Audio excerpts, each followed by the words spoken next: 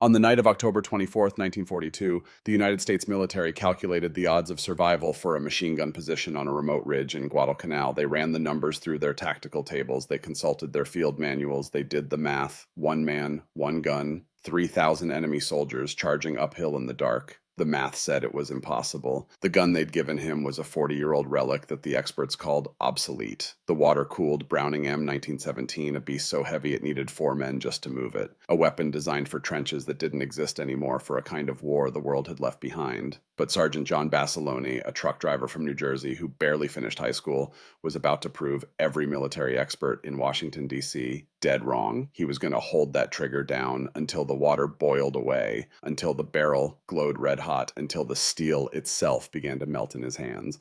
And when the sun rose the next morning, the bodies of the Emperor's finest division would be stacked 3 deep in front of his position, like cordwood, an impassable wall of the dead. The experts had written the manual, but John Basilone was about to rewrite history. This is a story about what happens when practical intelligence meets academic theory in the worst possible classroom, a jungle ridge in the South Pacific where the tuition is paid in blood. It's about the moment when a man who fixed trucks for a living looked at a weapon the college boys called a dinosaur and saw something they couldn't. He saw potential. He saw physics that would work in his favor if he was willing to pay the price. The price was going to be the skin on his hands. It was going to be second and third degree burns across his palms. It was going to be blisters that popped and filled with volcanic mud. But John Basilone understood something the experts writing those manuals in their clean offices never could. He understood that machines don't fight wars. Men do. And when you combine a man who refuses to quit with a machine that won't stop firing, you get something the enemy has never seen before. You get a weapon that breaks every rule in the book and wins anyway.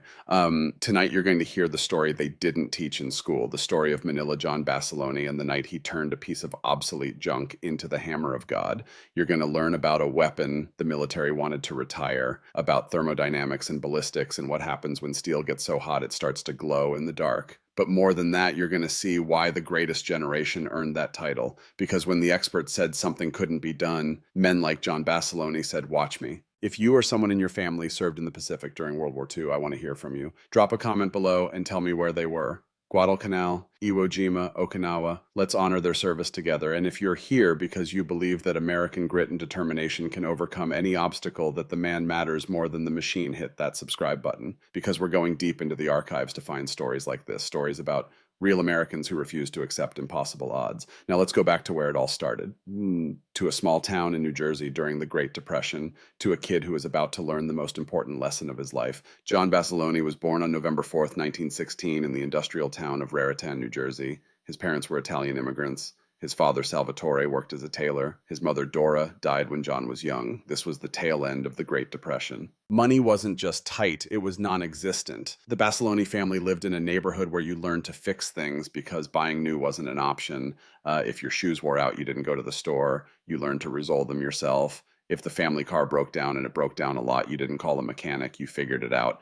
John dropped out of school at 15, not because he was stupid, because he needed to work. He picked up odd jobs around town. He caddied at the local golf course. He learned to drive trucks. And somewhere in all that hands-on work, he developed something the college boys with their engineering degrees would never have. He developed an intuition for machinery. He could listen to an engine and tell you what was wrong before he ever popped the hood. He could feel when a tool wasn't balanced right. He understood that machines weren't just collections of parts. They were systems that wanted to work a certain way. And if you paid attention, if you respected the metal and the physics, the machine would tell you what it needed. Years later, in the darkness of a jungle halfway around the world, that intuition, that ability to feel what a machine needed would be the only thing standing between life and death for hundreds of Marines. His father wanted him to learn the tailoring trade, to have a respectable profession. But John wasn't built for sitting still and sewing buttons. He was restless. He wanted to see the world. He wanted to do something that mattered. In 1934, at 18 years old, he walked into an Army recruiting office and signed his name. The Army sent John Basilone to the Philippines. He was stationed at Fort McKinley in Manila, and it was there in the tropical heat, surrounded by other young men looking for adventure, that he started to build his reputation. He became a boxer in the regimental competitions, not because he loved fighting, but because it was honest. In the ring, there were no politics, no favoritism, just you and the other guy and whoever wanted it more. But it was his work with weapons that really set him apart. The Army had these Browning M 1917 water-cooled machine guns in the armory, heavy, complicated weapons that most soldiers treated like necessary evils. They were a pain to maintain in the humid Philippine climate. The water jackets would corrode, the condensation systems would clog, the intricate firing mechanisms would rust. Most of the guys on the weapons detail hated working on them. They'd oil them just enough to pass inspection and call it a day. John Basilone was different. He'd strip those guns down to individual parts and lay them out on a clean tarp. He'd study how each piece interacted with the others: the bolt, the firing pin, the feed mechanism, the water circulation system. There's a story from Manila that tells you everything you need to know about John Basilone. One day, the garrison's primary M1917 jammed during a training exercise. The whole mechanism locked up. The bolt wouldn't move. The feed wouldn't cycle. It was dead weight. The armory sergeant, a guy with 10 years of experience, spent 2 hours trying to fix it. He consulted the manual. He tried every procedure in the book. Nothing worked. He finally declared the gun a loss and started filling out paperwork to ship it back to the depot for professional repair. John Basilone asked if he could take a look. The sergeant laughed. "Kid, if I can't fix it, you sure as hell can't." But John didn't use the manual. He didn't follow the procedures. He closed his eyes and worked the action slowly, feeling where the resistance was.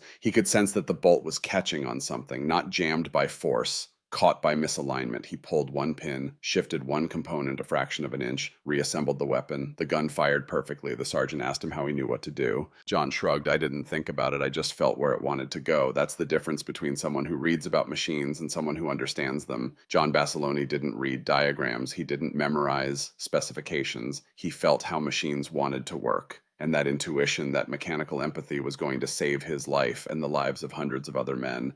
The other soldiers started calling him Manila John. The nickname stuck. In 1937, after 3 years in the Army, John Basilone was honorably discharged. He went back to New Jersey and tried to settle into civilian life. He worked as a truck driver. He worked as a caddy again. He made decent money. But something was missing. On December 7th, 1941, John Basilone was 25 years old, working as a truck driver in Raritan, New Jersey. He was listening to a football game on the radio when the broadcast was interrupted. The Japanese had attacked Pearl Harbor. He could have stayed home. He'd already served his time. He had a steady job, good pay, no obligation to fight. But that restlessness came back, that feeling that he was built for something more than driving trucks on peaceful roads. He went to re-enlist. But here's the interesting part. He didn't go back to the Army. He went to the Marines. People asked him why. The Army would have taken him back in a heartbeat. They knew his record. They knew his skill with weapons. He could have walked into a comfortable position as an instructor at a stateside base. His answer was simple. "The Army taught me to follow orders. The Marines need men who can think." That wasn't arrogance. It was self-awareness. John Basilone knew he wasn't the kind of soldier who thrived in a rigid hierarchy. He was the kind of Marine who thrived in chaos. The Marines shipped him to Camp Pendleton for training, and that's where the weapons instructors discovered something special. Gunnery Sergeant Thomas, a grizzled veteran who'd served in World War I, watched John Basilone work a machine gun during a qualification course. Afterwards, he pulled him aside. "Basilone, I've been teaching men to shoot for 20 years. Most of them treat the gun like a tool, something you use and put away. You treat it like a teammate, like it's alive." John didn't know what to say to that. The sergeant continued, "I'm putting you down for heavy weapons specialist. Machine guns, you're wasted on a rifle." That assignment, that seemingly minor administrative decision, would change the course of the war in the Pacific. Now we need to understand the weapon itself, because if you don't understand why the experts hated it, you won't understand why John Basilone loved it. The Browning M 1917 water-cooled machine gun is one of the most beautiful pieces of machinery ever designed for killing human beings. It's also one of the most hated weapons in the history of the United States military. John Moses Browning designed it in 1917 for the trench warfare of World War I. The concept was brilliant. Create a machine gun that could fire indefinitely without overheating. The solution was the water jacket. The barrel of the gun was encased in a thick steel cylinder that held exactly 7 pints of water. As the gun fired, the friction of the bullets tearing down the barrel generated immense heat. That heat transferred into the water. The water turned to steam. The steam traveled through a rubber hose to a condensation can, where it cooled back into liquid water and was recycled back into the jacket. It was a closed-loop cooling system, a miniature industrial engine sitting on a tripod. In theory, as long as you had water and ammunition, the gun could fire forever. The rate of fire was 500 rounds per minute. The effective range was over 1,500 yards. The .30 caliber bullets it fired could punch through a brick wall at 400 yards. It was a masterpiece of thermodynamics, but here's the problem. It weighed 93 pounds when fully assembled. The gun itself was 41 pounds, the tripod was 52 pounds. Add in 7 pints of water, ammunition belts, and the condensation can, and you were looking at carrying over 120 pounds of equipment. Moving it required at least 2 men, usually 3. Setting it up took time. The tripod had to be leveled. The traversing and elevating mechanism had to be adjusted. The water had to be filled. The ammunition had to be positioned correctly. It was designed for static warfare, for sitting in a trench and firing at another trench 1,000 yards away, for wars that moved at the speed of artillery barrages and months-long stalemates. By 1942, the military academies and war college professors had declared the M1917 obsolete. The new war, the modern war, was about speed, tanks, airplanes, mobile infantry. The Germans had proven it in Poland and France with Blitzkrieg. The Japanese were proving it in the Pacific with rapid island hopping campaigns. A machine gun that needed a water tank and a condensation can was a relic. It was an anchor that tied infantry to a fixed position. The Army was transitioning to the M1919 air-cooled machine gun, lighter, faster to move, no water system to maintain. The barrel got hot, sure, but you could swap it out in 30 seconds and keep fighting. That was the future. The M1917 was the past. But here's what the experts didn't account for. Not everyone got the new equipment at the same time. The Marines were the second priority. The Army got the new guns first. The Marines in the Pacific got what was left over. And what was left over were warehouses full of M197s from World War I. When John Basilone shipped out to the Solomon Islands in September 1942, he was carrying a weapon that was older than he was. The Marines had a different name for the M1917. They called it the plumber's nightmare because that's what it looked like, a bunch of pipes and hoses cobbled together. The water jacket looked like industrial plumbing. The rubber hoses looked like they belonged in a factory. The whole contraption looked like someone had ripped it out of a basement and bolted it to a gun. In the jungles of Guadalcanal, the weapon's design flaws became painfully obvious. The hoses snagged on vines and roots. The heavy tripod sank into the soft volcanic soil like a stone in a pond. The condensation can got knocked over in the chaos of combat. The water jackets corroded in the humidity, and most importantly, the weight made it almost impossible to move during a firefight. Most sergeants hated being assigned to heavy weapons sections. It was a miserable job with a miserable piece of equipment. John Basilone volunteered for it. When other Marines complained about the weight, John saw stability. A 90-pound gun with a 50-pound tripod doesn't move when you're firing. It stays exactly where you put it. No walking, no climbing, no drift. When they complained about the water system, John saw unlimited sustained fire. Air-cooled guns had to pause. They had to let the barrel cool or risk a catastrophic failure. The M1917 never had to stop. When they complained about the setup time, John saw precision. The traversing and elevating mechanism let you dial in exact fields of fire. You could sweep a specific arc with mathematical accuracy. He understood something the manual writers didn't. This gun wasn't designed for mobility. It was designed for stopping power, for creating an impenetrable wall of lead that nothing could cross. And if you knew where the enemy was going to attack, if you could predict the direction and dig in beforehand, this dinosaur became a fortress. In August 1942, the 1st Marine Division landed on Guadalcanal, a malaria-infested jungle island in the Solomon chain that most Americans had never heard of. The strategic objective was simple. Seize Henderson Field, the airstrip the Japanese were building. Control that airstrip, and you control the supply routes to Australia. Lose it, and Japan cuts off the entire Southwest Pacific. The Marines took the airstrip in the initial assault, but then the Navy, spooked by Japanese air attacks, pulled the fleet back. They left the Marines alone on that island with limited ammunition, limited food, and no way to evacuate. The Japanese weren't going to let them keep it.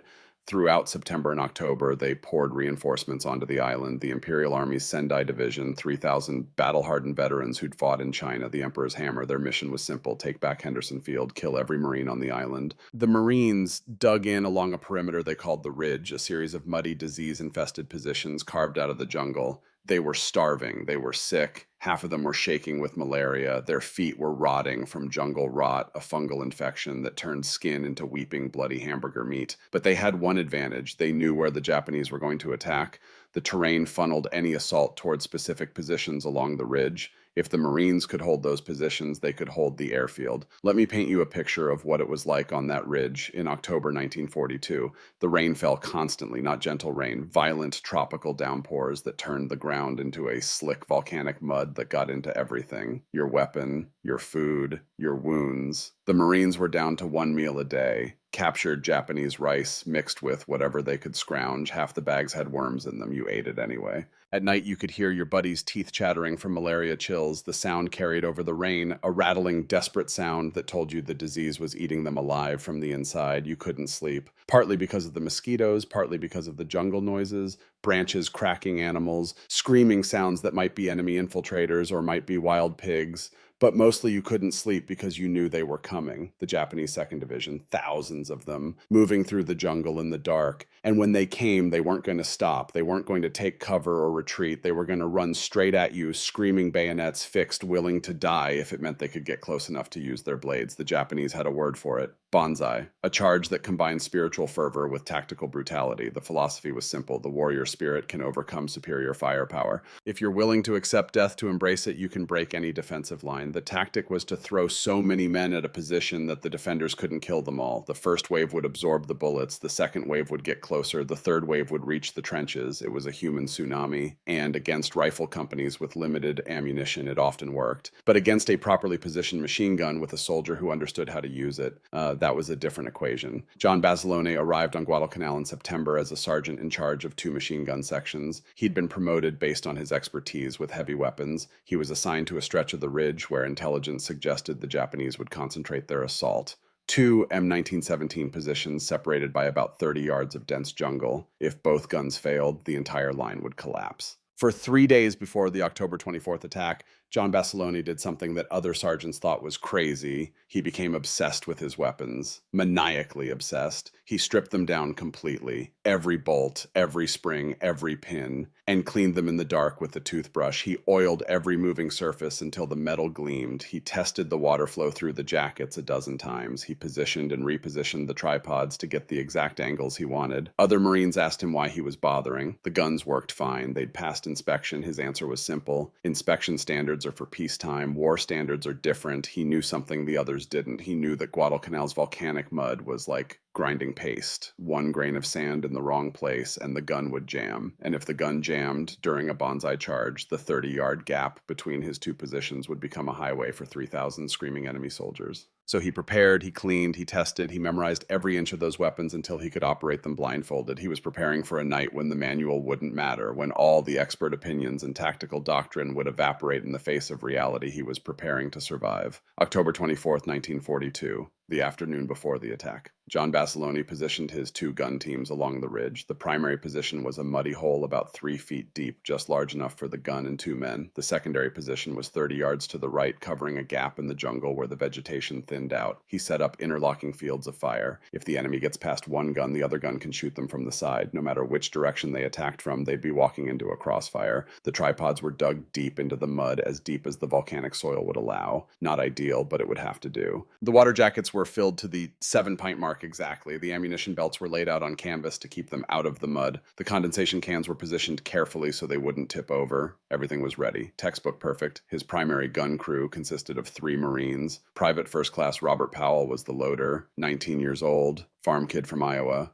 This was his first real combat. He'd been on the island for 3 weeks and already looked like he'd aged 10 years. The malaria had him bad. His hands shook even when he wasn't scared. During the setup, Powell pulled a small photograph from his pocket. It showed a white farmhouse with a red barn in the background, a woman and a man standing in front, cornfields stretching to the horizon. "That's home," Powell said quietly. "Cedar Rapids, my folks' place. Gonna go back there when this is over, work the farm, maybe get married." Basilone looked at the photo. "Looks like good land. Best in Iowa." Powell tucked the photo back into his shirt pocket close to his heart. "You got a place like that, Sarge? Somewhere you're going back to Basilone?" Thought about Raritan, about his father's tailor shop, about streets he'd walked 1,000 times. "Yeah," he said, "I got a place. But right now this ridge is our place, and we're going to make sure we all get to go home." Corporal James Mitchell was the spotter, experienced, calm under pressure. He'd been in the first wave at Guadalcanal and had seen enough combat to know when to talk and when to shut up. Private Nash was the ammo carrier, nervous talker, couldn't stop running his mouth. Some guys dealt with fear by going quiet. Nash dealt with it by narrating every thought in his head. The secondary gun position was manned by Marines who'd barely finished boot camp. Good kids. but inexperienced. If things went wrong, they'd panic. John Basiloni knew his primary position would carry the weight. He was okay with that.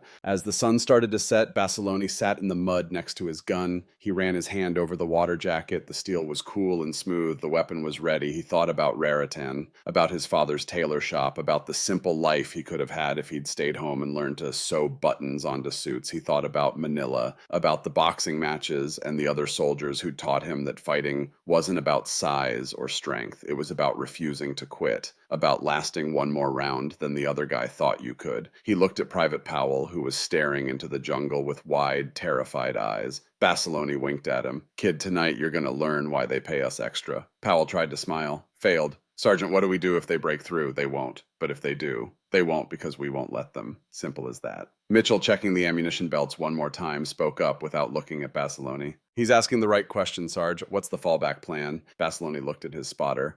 Mitchell's hands were steady as he worked, but Basiloni could see the tension in his shoulders, the way his jaw was clenched. Mitchell had seen combat before. He knew what was coming. "The fallback plan," Basiloni said, "is we don't fall back. We hold this position, period." Mitchell nodded slowly. "Then I guess we better make sure this gun doesn't jam. That's why we spent 3 days cleaning it," Basiloni said. "Tonight this weapon is going to work perfectly because we're not going to give it any other choice." As darkness fell, the jungle came alive with sounds, branches cracking, whispers in Japanese, movement that might have been men or might have been wild animals. The rain started again, a steady drumming that turned the ground into soup and made it impossible to see more than 20 feet. Up and down the line, Marines checked their weapons for the 100th time, fixed bayonets, whispered prayers. John Basiloni checked his gun one last time. The bolt moved smoothly. The belt fed clean. The water sloshed in the jacket. He wrapped his hands around the butterfly trigger grips. The metal was cold and wet. He practiced the motion. Thumbs down, squeeze, traverse left to right. Smooth, mechanical, no thought required. The experts in Washington had written a manual for this weapon. They'd calculated the optimal rate of fire. They'd determined the proper intervals between bursts. They'd created a doctrine that assumed the enemy would follow certain rules. But John Basiloni had seen the intelligence reports. He'd talked to the Marines who'd survived the earlier Banzai charges. He knew the Japanese didn't follow American rules. They were going to run. They were going to sprint full speed into the teeth of American firepower. They were going to sacrifice the front ranks so the back ranks could close the distance. Against that kind of attack firing in 6-round bursts was suicide. The manual would get them killed. So Basiloni made a decision. When the attack came, he was going to ignore every rule in that manual. He was going to hold the trigger down and keep it there until the belt was empty or the gun melted into a pile of useless slag. The experts said that was impossible. The gun would overheat. The barrel would warp. The weapon would fail. John Basiloni didn't care what the experts said. The experts weren't sitting in a muddy hole with 3,000 screaming soldiers about to come out of the darkness. He was.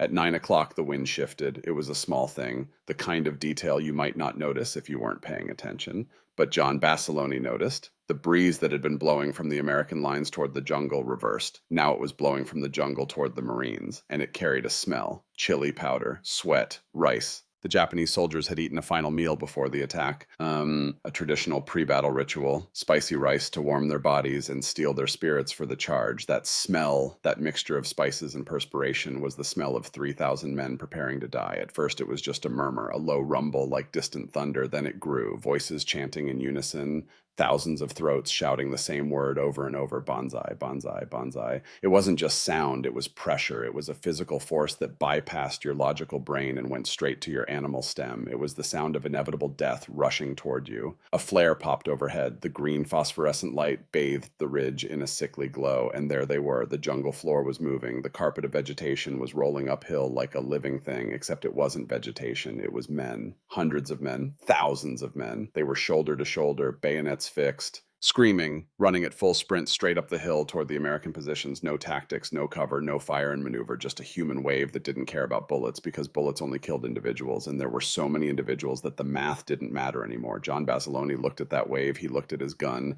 He thought about the manual sitting in some warehouse back in the States. The manual said fire in controlled 6-round bursts. Pause between bursts to check your sights and monitor your water temperature. Conserve ammunition. Maintain fire discipline. The manual was written by men who assumed the enemy would behave rationally, that they'd take cover when fired upon, that they'd retreat when their casualties became unsustainable. The manual assumed a civilized war. But the men running up that hill, bayonets glinting in the flare light faces, twisted in fury and religious ecstasy, they weren't interested in being civilized. John Basilone racked the charging handle of the M1917. The heavy bolt slammed forward with a sound like a metal door slamming shut. He wrapped his fingers around the butterfly trigger grips. He sighted down the barrel at the mass of humanity surging toward him, and he made his decision. The manual was written by men who never faced a human tsunami. The manual assumed limits that didn't exist in this jungle. The manual was about to become irrelevant. Tonight, John Basilone wasn't going to fire in bursts. He wasn't going to pause. He wasn't going to conserve anything. He was going to hold that trigger down until the water boiled away and the barrel glowed red and the steel itself began to fail. He was going to turn this obsolete piece of junk into a wall of lead that physics said shouldn't exist but would exist anyway because he willed it into being. He squeezed the trigger, the gun roared to life, and the battle for Henderson Field began. The plumber's nightmare came alive in John Basilone's hands with a violence that shook his entire upper body. The recoil traveled up through his arms and into his shoulders like a continuous earthquake. The butterfly trigger grips vibrated against his palms. The heavy water-cooled gun didn't just make noise, it created pressure, a physical wall of sound that hit you in the chest. 500 rounds per minute, that's what the manual said. But when you're holding the trigger down when the belt is feeding continuously, 500 rounds per minute stops being a number and becomes a blur. The ammunition belt that usually fed into the receiver with a rhythmic click-clack turned into a stream of brass and canvas. You couldn't see individual rounds anymore, just a golden ribbon disappearing into the gun and reappearing as empty casings that sprayed out the side in an arc of hot metal. The impact of the 30 caliber bullets on the charging mass was immediate and gruesome. At 50 yards, a 30 caliber round carries enough kinetic energy to lift a grown man off his feet. The copper-jacketed slugs didn't just penetrate, they transferred their momentum into flesh and bone with catastrophic effect. Men didn't fall, they were thrown backward, their bodies jerking like puppets with cut strings. But for every man that went down, 2 more stepped over the body. They were climbing over the dead to get to the living. The human wave didn't slow, it didn't hesitate, it just kept coming, absorbing the bullets like a sponge absorbs water. The M1917 was doing exactly what John Browning had designed it to do back in 1917, but it was doing it at a pace that was terrifying to watch. The water inside the heavy steel jacket around the barrel began to boil within the first minute of sustained fire. The physics were brutal and simple. Every bullet that tore down that barrel generated friction. Friction created heat. Heat transferred into the 7 pints of water surrounding the barrel. The water temperature climbed from 70 degrees to 180 degrees in less than 60 seconds. At 212 degrees, Fahrenheit water boils. The steam pressure built inside the jacket, forcing its way out through the relief valve with an angry hiss. The rubber hose that connected the jacket to the condensation can started to shake as superheated steam rushed through it. In the condensation can, a simple but elegant process was supposed to happen. The steam would cool, turn back into liquid water, and gravity would feed it back into the jacket, a closed loop. Perpetual cooling, that's what the engineers had promised. But the engineers had tested their weapon in controlled conditions. On flat ranges with measured distances, they hadn't tested it in a jungle where the ambient temperature was 90 degrees and the humidity was so thick you could see it. They hadn't tested it during a downpour that turned everything into a steam bath. A plume of white steam rose from Basilone's gun pit, mixing with the rain and the cordite smoke from the burning gunpowder. To the Japanese soldiers charging uphill, it was a beacon. They could see exactly where the death was coming from. They focused everything they had on that position. Grenades started landing in the mud around the gun thrown by soldiers in the second and third waves. They exploded with wet thumps, throwing geysers of black volcanic sludge into the air. Bullets pinged off the water jacket with sounds like a hammer hitting an anvil. The air around Basilone became a crosshatch of tracers and shrapnel. He ignored all of it. His entire world had narrowed to the gun and the belt and the mass of humanity rushing toward him. But the mud was betraying him. This was the enemy the experts had never accounted for, not the Japanese, Guadalcanal itself. As the ammunition belt whipped out of the canvas box, it had to cross 3 feet of open ground before entering the receiver. In that 3-foot gap, the belt dragged across wet volcanic soil. And that soil wasn't just mud, it was an abrasive paste made of pulverized rock and decayed vegetation, gritty, sticky, corrosive. Every time the belt moved, it picked up microscopic particles of that grit. Those particles rode the belt right into the receiver, into the delicate machined steel guts of the weapon. Once inside, they acted like grinding compound, metal on grit. The smooth hydraulic rhythm of the gun started to change. The steady chug, chug, chug turned turned into something more jagged, a coughing, stuttering rhythm that any machine gunner recognizes instantly. It's the sound of a jam waiting to happen. Basiloni screamed at Private Powell over the roar of the gun. Keep the belt high, get it out of the mud. But Powell was busy trying to keep his head attached to his shoulders. Bullets were cracking past his ears. A grenade had landed 2 feet from his position and covered him in filth. His hands were shaking so badly from fear and malaria that he could barely hold the belt steady. The gun on Basiloni's right flank went silent. Not a gradual slowdown, just instant total silence, the kind of silence that screams danger to every Marine on the line. 30 yards to the right, the inexperienced crew had run into the inevitable problem. The sand and grit from the Guadalcanal mud had worked its way into the locking lugs of the bolt. The mechanism that was supposed to slide smoothly back and forth was frozen solid. The gun was jammed, and the Japanese heard it. You don't need a radio or a tactical officer to tell you when a gun stops firing. Every soldier in that charging mass knew instantly that a 30-yard gap had just opened in the American defensive line. They flowed toward it like water finding the path of least resistance. They poured into that gap, screaming, sensing weakness. If they got through, they would flank Basilone's position from the side. They would roll up the entire line from behind, like peeling back a carpet. The defense would collapse. Basilone saw the breach developing. He saw Japanese soldiers sprinting through the darkness, bypassing his field of fire. He tried to traverse his gun to the right to catch them, but the geometry was wrong. The tripod was dug too deep into the mud. The gun could only swing so far before the legs caught in the soft ground. The manual said this was the moment to fall back, disable the weapon, retreat to a secondary position, regroup. A machine gunner without a field of fire is a dead man. The doctrine was clear. John Basilone decided to rewrite the doctrine. He grabbed the scorching hot carrying handle of the M1917 and yanked it up off the tripod mount. The gun weighed 41 pounds. The water jacket added another 15 pounds of water and steam. It wasn't designed to be carried while firing. It wasn't designed to be fired from anywhere except a stable mount. But Basilone didn't have time to consult the engineering specifications. He lifted the gun, the steam hose dangling like a severed artery, condensation can banging against his leg, and he ran. He splashed through knee-deep mud, moving toward the silent gun position on his right. He wasn't running away from the enemy. He was running parallel to them, exposing his entire body to incoming fire to get to the breakdown. Bullets kicked up spray around his boots. A grenade exploded behind him, the concussion shoving him forward. He slid into the silent pit like a baseball player stealing home, crashing into the mud next to the terrified crew who were frantically trying to clear the jam with shaking hands. He didn't bother with their gun. There was no time. He slammed his own M1917 onto the edge of the foxhole, using the mud bank itself as a mount. No tripod. No traversing mechanism, no elevation adjustment, just raw earth and determination. He pulled the trigger. The gun roared back to life, spitting flame into the flank of the Japanese charge. The recoil was brutal. Without the heavy tripod to absorb and distribute the shock, every ounce of that recoil drove straight into Basilone's body. The stock, or what passed for a stock on the M1917, hammered into his shoulder with bruising force. His arms had to fight the muzzle climb, forcing the barrel down to keep the bullets at waist height instead of climbing up into the trees. He had become the mount, a human tripod. His body was absorbing the violence of 500 explosions per minute so that the bullets would go where they needed to go.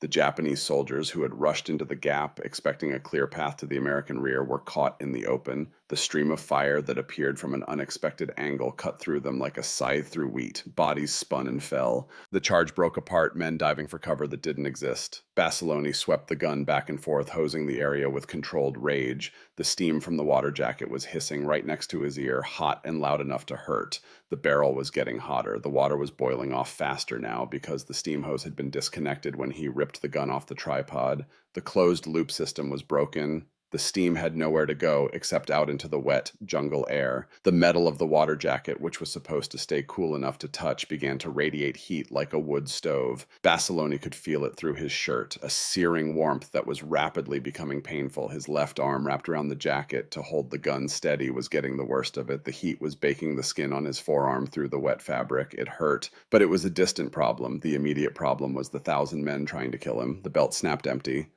The tail end whipped into the receiver. The gun went silent. Basilone screamed for another belt. The loader in the jammed gun pit looked at him with wide, panicked eyes. He shook his head. We're dry. They had used all their ammunition before the jam. Basilone's own supply was back at his original position, 40 yards away through a gauntlet of enemy soldiers. Most men would have stayed in that hole, would have drawn their pistol and waited for the inevitable. would have hoped that reinforcements would arrive before the Japanese swarmed the position. John Basilone looked at the jungle between him and his ammunition. He looked at his Colt .45 pistol, and he made a choice that bordered on insanity. He drew the pistol. It looked tiny and inadequate compared to the machine gun. A toy. He grabbed his machete with his other hand. He told the Marines in the hole to fix the jammed gun or die trying. Then he climbed out of the foxhole and ran into the darkness. He was heading back to get ammunition through enemy territory. In the middle of a battle, the jungle was crawling with Japanese infiltrators who'd slipped through the line. They were everywhere, in the trees, behind logs, waiting in the tall grass. Basilone didn't try to be quiet. He didn't try to sneak. He charged straight through, trusting speed and aggression to keep him alive. He ran into a group of Japanese soldiers setting up a mortar tube 50 yards behind the American lines. They looked up at him in surprise. He didn't slow down. He fired the .45 pistol at point-blank range.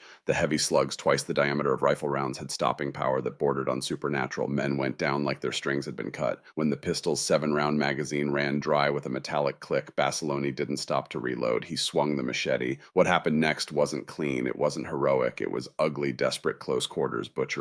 The machete was a tool designed for clearing jungle vegetation. It worked just as well on human flesh and bone. Basilone carved a path through the shadows, driven by a singular frantic need. The gun needed to eat, and he was the only one who could feed it. He reached the supply dump in the rear. His chest was heaving. His uniform was torn and covered in mud and blood. The supply clerk's Marines, who'd been assigned to relatively safe jobs because they weren't considered combat material, stared at him like he was a ghost, risen from a grave. Basilone didn't ask permission. He didn't explain. He grabbed 2 ammunition boxes. Each box contained a belt of 250 rounds. Each box weighed 40 pounds. He slung them over his shoulders like saddlebags. 80 pounds of lead and brass added to his own body weight. Then he turned around and ran back the way he came, back through the kill zone, back through the area crawling with enemy soldiers, back toward the firing line that was crumbling by the second. Japanese soldiers heard him coming. They tried to set up an ambush at a choke point where the trail narrowed between 2 fallen logs. Basilone saw the trap. He didn't try to go around it. He ran straight through it, firing his reloaded pistol one-handed while carrying the ammunition boxes. The audacity of it, the sheer aggressive insanity, caught the Japanese off guard. By the time they reacted, he was past them. He dove back into the gun pit. The Marines looked at him with something resembling religious awe. He wasn't just their sergeant anymore. He was proof that the impossible was possible if you wanted it badly enough. Basilone slammed a fresh belt into the M1917, racked the bolt. The gun roared back to life. But something was different now. Something was wrong. The water in the jacket was gone. The cooling system had completely failed. All the steam had escaped through the disconnected hose during the mad dash back to the original position. Without water, the manual said the gun would fail in 2 minutes. The barrel would overheat. The steel would warp. The weapon would destroy itself. Basilone clamped his hand onto the grip. He wrapped his other hand, protected only by a torn piece of wet cloth, around the scorching metal of the barrel jacket. He ignored the physics. He ignored the metallurgy. He ignored every warning the engineers had ever written. He held the trigger down. The gun began to sing a different song. It wasn't the rhythmic, mechanical sound of a well-oiled machine anymore. It was a high-pitched, metallic scream, the sound of steel under stress, the sound of metal being pushed past its design limits. The barrel was expanding from the heat. The grease that lubricated the internal parts was cooking off, creating clouds of acrid smoke that stung his eyes and throat. The barrel began to change color, from a dull gunmetal gray to a faint reddish glow, like a coal in a campfire just starting to catch. The heat radiating from the weapon was incredible. It traveled through the receiver group, through the steel handles, heating everything it touched. The grips became hot enough to blister skin on contact. Basilone's hands were burning. The pain was sharp and immediate. The smell of singed hair mixed with the cordite smoke, the smell of cooking flesh joined it, but he didn't let go. He couldn't let go. If he stopped firing to let the gun cool, the Japanese would be in his hole in 10 seconds. He had to make a trade, the skin on his hands and the life of the gun for the lives of his men. He squeezed harder. The barrel turned brighter red. The glow was visible now, even in the darkness. The Japanese could see it, a beacon, a challenge. They charged toward it, throwing themselves at the source of their destruction. Basilone traversed the weapon, slowly sweeping the fire across the charging line. Raindrops hit the glowing barrel and evaporated instantly with tiny hisses of steam. He was firing a weapon that was literally melting in his hands. The manual said this was impossible. The manual said the gun would seize, that the bolt would freeze, that the barrel would warp so badly the weapon would be unusable. But the gun kept working. It kept cycling. It kept firing, driven by nothing more than the force of will of the man refusing to let it quit. Inside the barrel, something catastrophic was happening. The rifling, those spiral grooves cut into the steel that grabbed the bullet and make it spin, were being destroyed. The extreme heat was causing the steel to lose its structural integrity. The grooves were melting, being worn away by the friction and heat until they were smooth. The barrel was becoming a smooth bore tube, like a musket from the Revolutionary War. And that changed everything about how the bullets flew. A spinning bullet is stable. It cuts through the air like a football thrown by a quarterback. Nose first. Aerodynamic, predictable. But when the rifling disappeared, the bullets stopped spinning. They started to tumble, to flip end over end like bricks thrown out of a moving car. They wobbled through the air, unstable and chaotic. At long range, a tumbling bullet is useless. It flies off in random directions. Accuracy disappears. But at the knife-fighting distances of the Guadalcanal jungle, at ranges measured in yards instead of hundreds of yards, a tumbling bullet becomes something monstrous. When a spinning bullet hits a human body, it drills a relatively clean hole. The wound channel is the diameter of the bullet, maybe slightly larger from cavitation effects. Ugly, but surgical. When a tumbling bullet hits a human body, it doesn't drill, it smashes. The bullet strikes sideways, presenting its full length to the tissue. Instead of a quarter-inch diameter impact, you get an impact the size of the entire bullet. The wound channel becomes massive, the size of a fist. The kinetic energy that would have been focused into a small point is spread across a larger area, creating catastrophic tissue damage. The Japanese soldiers charging Basiloni's position weren't just being shot, they were being torn apart by chunks of tumbling lead hitting them broadside. The entry wounds looked like they'd been made by explosives instead of bullets. The wounds had a distinctive keyhole shape when the bullet hit at an angle, wider at one end than the other. The gun was destroying itself, but in its death throes, it was inflicting more damage than it ever had when it was working perfectly. The irony wasn't lost on Basiloni.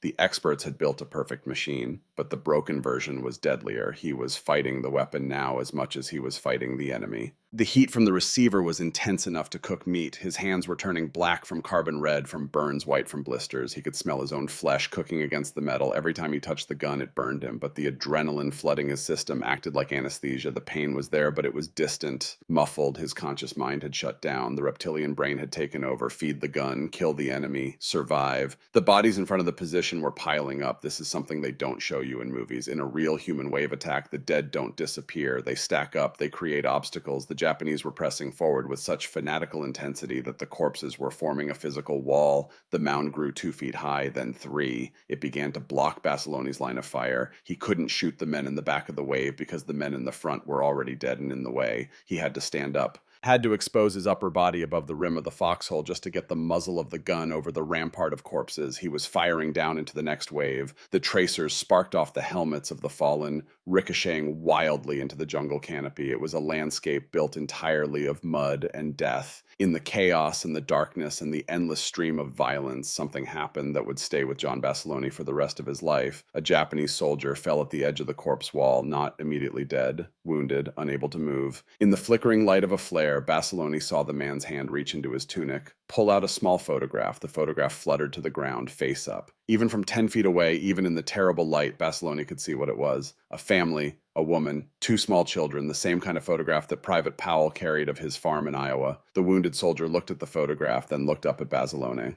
Their eyes met for perhaps 2 seconds. The Japanese soldier wasn't screaming anymore, wasn't charging, just a man, somebody's husband, somebody's father, about to die in the mud on an island whose name he probably couldn't pronounce. Then the next wave of attackers trampled over him and the moment was gone. The photograph disappeared under boots and blood. Basiloni kept firing because he had to, because if he stopped, everyone on this ridge would die. But somewhere in the back of his mind, in a place the adrenaline couldn't completely shut down, he filed that moment away, the photograph, the eyes. He understood then what the experts in their clean offices would never understand. This wasn't about good versus evil. It wasn't about freedom versus tyranny. Not at this level. At this level, it was just men killing men because other men in distant capitals had made decisions that led to this specific ridge on this specific night. But understanding didn't change what had to be done. The gun kept firing. The bodies kept piling up. The ammunition belt ran dry again. The click of the firing pin hitting empty air. The silence rushed in like a physical force, and the Japanese heard it. A renewed scream went up from the darkness. Banzai. They knew the dragon had stopped breathing fire. They surged forward, clambering over the wall of their own dead. 5 yards away, 3 yards. Bayonets catching the light from the flares. Basiloni didn't have time to reload, didn't have time to send for more ammunition. The gun was done. The machine had given everything it had. Now it was time for the man to finish what the machine had started. He dropped the glowing, ruined weapon. He grabbed his machete in one hand, his Colt 45 in the other, and he stepped out of the foxhole to meet them in the open. This wasn't a firefight anymore. It was a brawl. A Japanese officer came at John Basiloni out of the darkness swinging a katana, not a mass-produced military sword. A real katana, folded steel that had been in his family for generations, the kind of blade that could shear through a rifle barrel if the angle was right. The sword came down in an arc, designed to split Basiloni from shoulder to hip. But Basiloni had learned to box in Manila. He'd learned that the man who moves first loses. You wait, you watch, you step inside the swing. He moved toward the officer instead of away. The blade whooshed past his ear, close enough that he felt the displacement of air, close enough that it would have killed him if he'd been a half-second slower or a half-inch to the left. He jammed the muzzle of his Colt 45 into the officer's stomach and pulled the trigger. The heavy 45 caliber slug, traveling at 800 feet per second, hit the officer's abdomen and stopped his forward momentum like he'd run into a wall. The kinetic energy had nowhere to go except through his body. He flew backward into the mud, the sword clattering away into the darkness. Another soldier lunged with a bayonet. The blade caught the light from a flare overhead. Basiloni parried it with the machete. Metal rang against metal with a sound that cut through the chaos. He swung back with a backhand blow. The machete wasn't a precision instrument. It was a heavy blade designed to hack through thick vegetation. It did the same thing to human bone. This was ugly work. The kind of fighting that happens when all the technology fails and all the tactics break down and what's left is two groups of men trying to kill each other with sharp objects in the mud. There was punching, kicking, stabbing, wrestling, slipping on ground made slick with rain and blood, fighting for inches. For a few minutes, John Basiloni held the center of the line with nothing but hand weapons and determination. But he knew he couldn't hold them off forever with a pistol that held 7 rounds and a machete that was already notched and bent from hitting bone. He needed the machine gun. He needed the rhythm. He needed the mathematics of sustained fire. He kicked a Japanese soldier away, the man's face disappearing into the mud. Basiloni dove back into the pit, his hands already burned and blistered, fumbled in the darkness at the bottom of the hole. His fingers searched desperately through the muck for anything that would feed the gun, a loose belt, a partial strip, anything with bullets in it. His hand closed around something, a fragment of an ammunition belt, maybe 20 rounds. It had been dropped in the chaos. Covered in mud and volcanic grit, he shook it as clean as he could, knowing even as he did it that the dirt would cause problems. But 20 dirty rounds were better than 0 clean rounds. He popped the top cover of the M1917. The metal hissed where his sweat dripped onto it. Hot enough to vaporize water on contact, he slammed the belt in despite the pain screaming from his hands. He racked the bolt with his boot, kicking it forward because his hands couldn't grip anymore. The gun fired. 20 rounds bought him 10 seconds, but those 10 seconds were enough. A few Marines from the rear echelon slid into the mud beside him. Cooks, clerks, runners, men who had grabbed rifles and decided that whatever job they'd been assigned didn't matter anymore because the line was breaking. They started throwing grenades over the wall of bodies. The explosions flashed white and orange, blowing gaps in the attacking force. Basiloni used the respite to send one of the runners for more ammunition. He grabbed the young Marine by the front of his shirt. "Don't come back without it, you understand me? Don't come back without bullets." The kid scrambled away into the darkness. Basiloni went back to the gun. He discovered that if he kicked the bolt forward with his boot, he could force it to close on the warped cartridges that the heat had deformed. The gun wasn't cycling smoothly anymore. The internal mechanisms were damaged from the extreme temperatures, but it would still fire if you beat it into submission. He was physically assaulting the weapon to keep it killing, kicking it, hitting it, forcing it to work through methods that would have horrified the engineers who designed it. Time lost all meaning.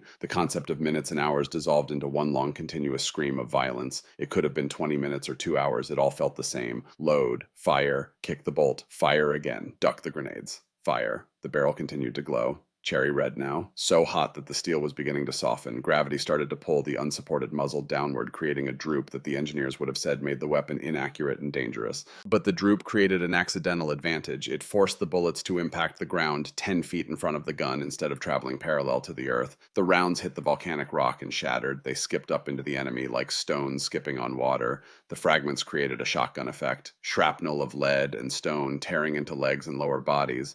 The gun wasn't a precision instrument anymore. It was a bludgeon, a crude weapon that spewed hot metal in the general direction of the enemy and relied on volume of fire to compensate for accuracy.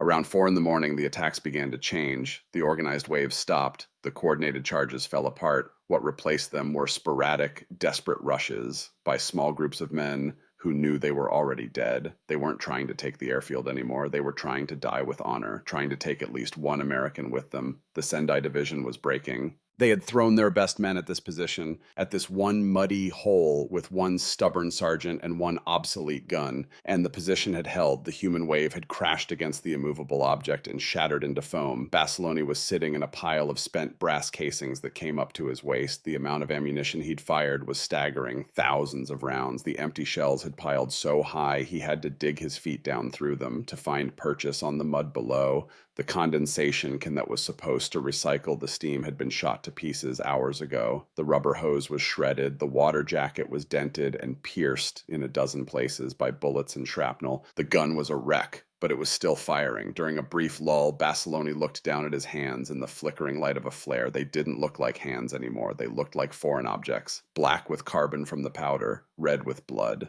Covered in blisters that had popped and filled with mud, the skin had cooked against the hot metal and then torn away when he'd moved his grip. He couldn't straighten his fingers. They were clawed into the shape of the pistol grip, the muscles locked in spasm. He realized he probably wouldn't be able to hold a fork or button a shirt for weeks, maybe months, but another shadow moved in the wire. He racked the bolt again. The sound was sluggish, a metal-on-metal grind like a car engine running without oil. The gun fired, the shadow fell. The psychological impact on the Japanese survivors was absolute. They had been told that Americans were soft, that they would break when faced with the warrior spirit, that the Marines would run when confronted with soldiers willing to die. Instead, they had run into a demon, a man who stood in the open and hugged a burning piece of steel and refused to die no matter how many of them charged. The bonsai spirit had met American stubbornness, and the bonsai had blinked. The noise of the battle began to fade. The screams of the wounded replaced the screams of the attacking. The hiss of rain hitting hot metal replaced the roar of gunfire. The darkness to the east began to turn a bruised purple. Dawn was coming. Basiloni leaned his forehead against the backplate of the gun. He was shaking uncontrollably now. The adrenaline that had kept him functional for the last 7 hours was draining out of his system like water from a broken pipe. The crash hit him like a physical blow. He tried to let go of the handles. His hands wouldn't open. The skin had literally fused to the parkerized steel in several places. The heat had melted the top layer of skin, and when it cooled, it had bonded to the metal. He had to peel himself off the weapon, tearing away skin that had become part of the gun. He looked at the barrel. It was white, flaky. The metal had oxidized and degraded.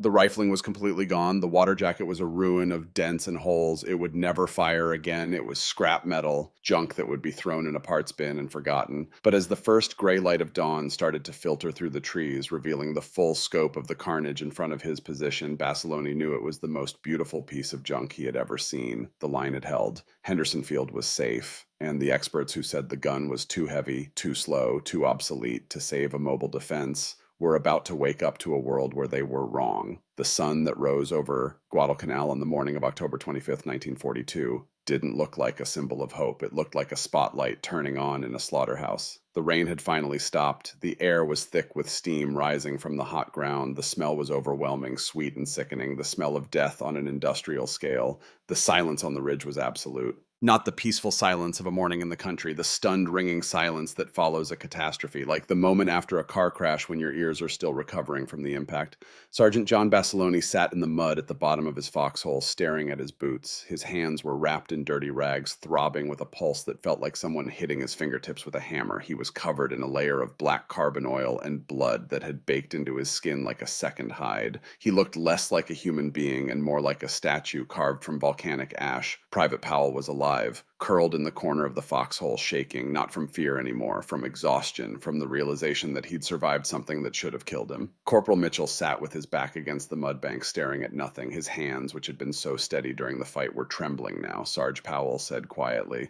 His voice was hoarse from screaming. "We made it." Basiloni looked at the kid, at the photograph of the Iowa farm that was still tucked in Powell's shirt pocket. "Yeah," he said, "we made it. You're going home, kid. Back to that farm. You earned it." When the officers from the rear finally made their way up the slippery ridge to inspect the defensive positions, they stopped walking about 20 yards from Basiloni's foxhole. They stopped because they couldn't go any further. The ground was impassable. It wasn't blocked by wire or fallen trees or destroyed equipment. It was blocked by the Sendai Division. The bodies of Japanese soldiers were piled 3 and 4 deep, stacked like cordwood in a gruesome rampart that stretched for nearly 100 yards. You couldn't walk through. You had to walk around, and walking around took time because the wall of the dead was so extensive. The officers stood there with their mouths open. These were men who had attended the military academies, who had studied tactics and strategy, who had written papers on the evolution of infantry weapons. They had all agreed that the water-cooled M1917 was a defensive relic, a tool for static warfare that couldn't stop a mobile assault. They were looking at physical evidence that contradicted every conclusion they'd ever reached. A single man with a single machine gun had held back a division. The math they'd done in their clean offices with their slide rules was wrong. The doctrine they'd written was wrong. The future they'd predicted was wrong. The officers picked their way through the carnage, stepping over debris and shell casings. They found the machine gun. At first, they didn't recognize it. It didn't look like a weapon anymore. It looked like something that had been pulled from a house fire. The barrel jacket that had started the night as a smooth green steel cylinder was now a warped, blackened husk. The paint had blistered and peeled away in large chunks. The metal underneath had oxidized to a chalky white. The receiver group was jammed, solid parts fused together by heat and lack of lubrication. It was a dead piece of iron, an inert lump, but around it, the story of the night was written in brass. The floor of the foxhole was carpeted in thousands of empty shell casings. They were piled so high they spilled over the lip of the hole and cascaded down the hillside like a metallic waterfall. And it wasn't just in one location. The officers found piles of brass at the primary gun position, piles at the secondary position where Basiloni had carried the gun during the crisis, piles at the fallback position. They realized he hadn't just fired the gun. He had moved a 90-pound weapon around the battlefield like it was a rifle. He had fought a mobile war with a static weapon. The vindication was complete, total, undeniable. The plumber's nightmare had worked, not because the manual was right. Because the man operating it had ignored the manual completely. He had treated the gun like a consumable resource, something you use up and throw away. He had spent the life of the machine to buy the lives of his platoon. The medics arrived to examine Basiloni's hands. When they peeled the rags away, they found second and third degree burns across his palms and the insides of his forearms. The skin was raw, angry, weeping, clear fluid. In some places, the burns went deep enough to expose tissue underneath. He had literally cooked his own flesh against the steel jacket to keep the gun steady. It was a handshake with hell that had saved the line. The medics told him he would be out of action for weeks, possibly months, depending on how the burns healed and whether infection set in. Basiloni looked at the destroyed gun and asked if they had any spare barrels. The Marine Corps didn't let him fade into obscurity. They realized immediately that they had a legend on their hands. A story too perfect to waste. They pulled him off the line, sent him to the rear, cleaned him up, and put him in front of generals who pinned the Medal of Honor on his chest. It was the highest award the country could give. Recognition that what he'd done went beyond duty, beyond the call of service. He had performed an act of such extraordinary heroism that it had to be acknowledged at the highest level. But then they did something that John Basiloni hated more than the Japanese army. They turned him into a celebrity. They sent him back to the United States to sell war bonds, to be paraded around at rallies and dinners and public events. They put him in a clean dress uniform with the Medal of Honor ribbon on his chest. They polished his shoes until they gleamed. They sent him to ballrooms in New York and Boston and Los Angeles where people in expensive clothes applauded and took photographs. They wanted him to smile and wave and shake hands, to tell sanitized stories about courage and sacrifice that made the war sound noble instead of ugly, to reassure the folks back home that their boys were winning, that everything was going to be fine. The Bond Tour started in September 1943. Basiloni's first major appearance was at Madison Square Garden in New York. 20,000 people packed into the arena, American flags hanging from the rafters, a full orchestra playing patriotic songs, searchlights sweeping across the crowd. Basiloni stood on a stage under blazing spotlights. The heat reminded him of the gun barrel. The roar of the crowd reminded him of the banzai charges. But everything else was wrong. The people were cheering, smiling, waving little flags like this was a parade instead of a war. A politician in an expensive suit stood at the microphone. And now, ladies and gentlemen, the hero of Guadalcanal, the man who single-handedly held off 3,000 Japanese soldiers, Gunnery Sergeant John Basiloni. The crowd erupted, 20,000 people on their feet, screaming, applauding. The sound washed over Basiloni like a physical wave.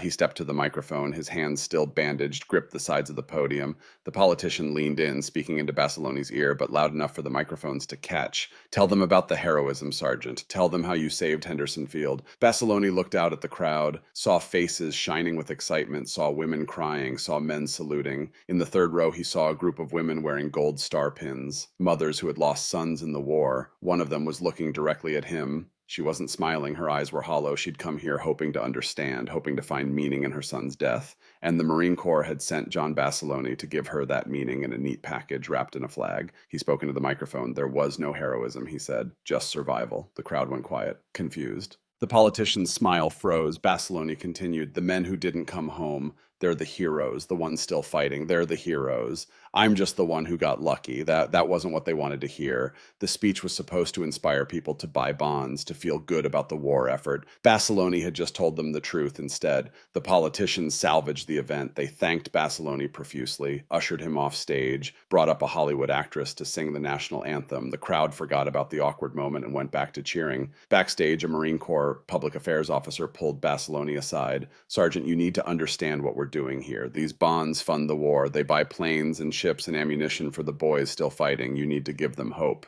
not reality." Basiloni nodded, but he knew he couldn't do this. Not for months, not for however long they wanted to keep him stateside. That night, back in his hotel room, Basiloni found a letter that had been forwarded from Guadalcanal. The handwriting was shaky, the paper stained with what might have been blood or mud or both. He opened it. "Sarge, it's Mitchell. Made it off the canal, finally. They shipped us to New Caledonia for refit. Powell's with me. Kid's doing okay. Talks about his farm all the time. Says when he gets home, he's naming his first son after you. We heard they gave you the medal. You earned it. But we also heard they're keeping you stateside. Sarge, I know it's not my place, but we need you here, not there. These new guys don't know what they're doing. They don't understand the guns like you do. I know you're probably drinking coffee right now instead of rainwater, sleeping in a real bed instead of mud. But if you can find a way back, we'd be grateful. Still your spotter, Mitchell." Basiloni read the letter 3 times, then he folded it carefully and put it in his pocket, next to the photograph of Powell's farm that the kid had given him before he left. "Take care of this for me, Sarge," Powell had said. "When you get home, mail it back so I know you made it." But Basiloni wasn't home. He was in a hotel room in New York, wearing a clean uniform that felt like a costume, getting ready to do another show tomorrow in Philadelphia, then Boston, then Chicago, an endless parade of stages and spotlights and people who wanted him to be a symbol instead of a man. He walked to the window, looked out at the city, lights everywhere, people walking on safe streets, cars honking, life continuing as if there wasn't a war happening on the other side of the world. He thought about the ridge, about the smell of cordite and blood, about the weight of the gun in his hands, about the moment when the Japanese soldier's photograph had fallen in the mud, about Mitchell and Powell and all the Marines still out there. He thought about the experts who'd been wrong about the gun,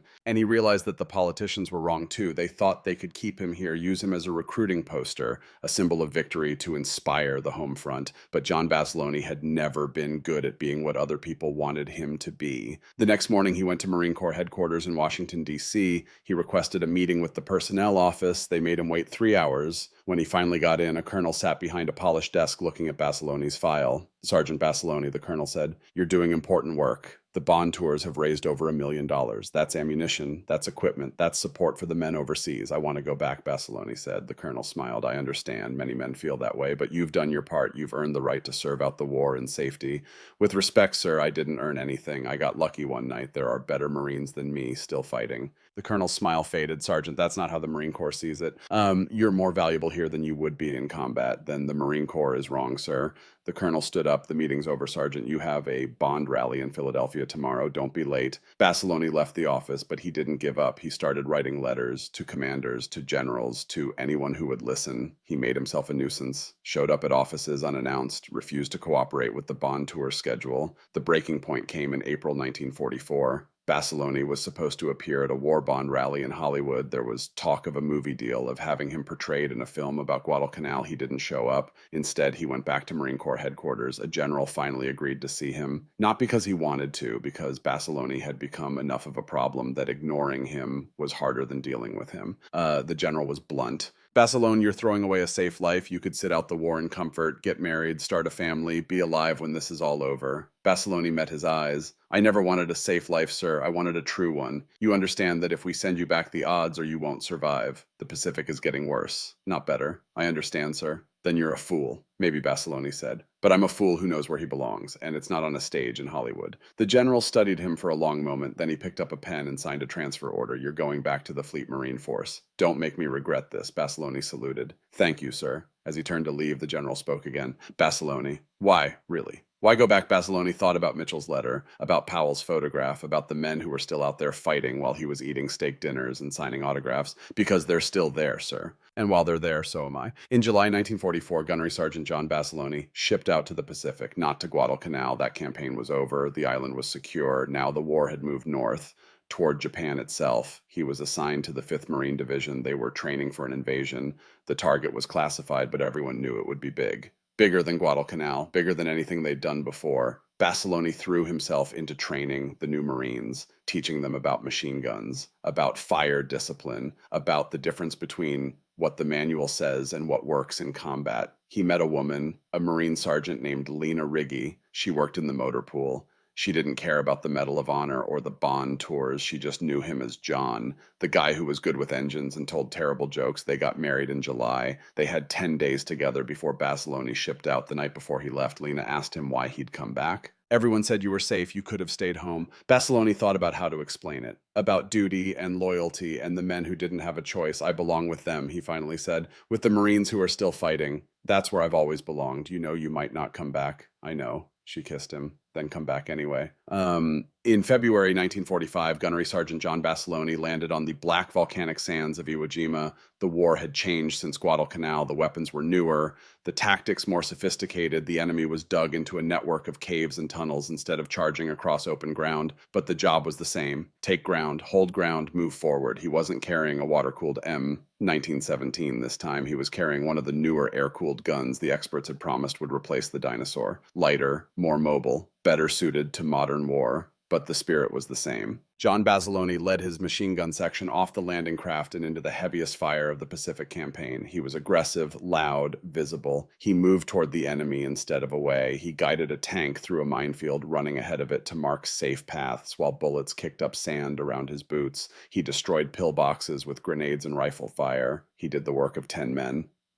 The Marines with him thought he was invincible. Manila John, who'd survived Guadalcanal, who'd held the ridge alone, who'd come back from safety to fight alongside them. Nothing could kill him. They were wrong. A Japanese mortar round landed in the middle of his section. The explosion killed John Basiloni instantly. There were no last words, no dramatic final scene, no heroic speech, just sudden violence, the way warriors actually die. His body was found in a shell crater, still moving forward, still leading from the front. He had died the way he'd lived, refusing to quit, refusing to accept limits. When the news reached the United States, people were shocked. The Bond tour hero, the man with the Medal of Honor, the face they'd seen in all the photographs and newsreels, gone. But to the Marines who knew him, who'd served with him, it made perfect sense. John Basiloni was never going to die in a bed. He was never going to retire to a quiet house and spend his days telling stories to grandchildren about what it was like. He was forged in the fire and meant to die in it. His legacy wasn't the medal. It wasn't the statues they built in his hometown of Raritan. It wasn't the ships they named after him or the books written about that night on Guadalcanal. His legacy was the lesson he taught the Marine Corps. That technology is always secondary to will. That a weapon is only obsolete if you lack the courage to use it, that you can take a heavy, clumsy, broken piece of junk and turn it into the hammer of God if you're willing to pay the price in pain.